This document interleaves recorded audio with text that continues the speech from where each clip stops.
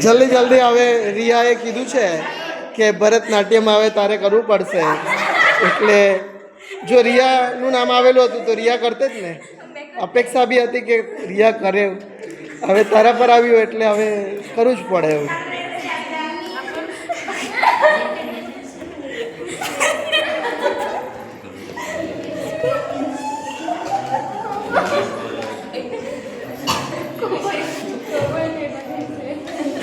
હા